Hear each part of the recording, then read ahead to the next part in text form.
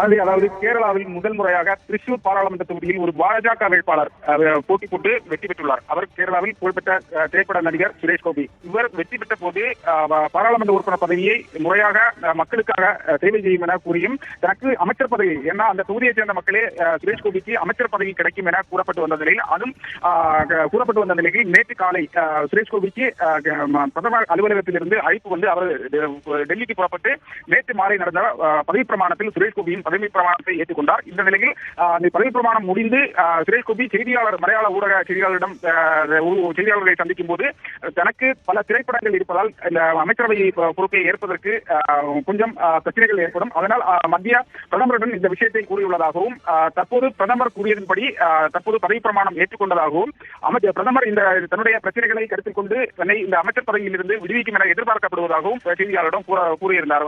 சுரேஷ் கோபி பாராளுமன்ற உறுப்பினர் சுரேஷ் கோபி கூறியிருந்தார்.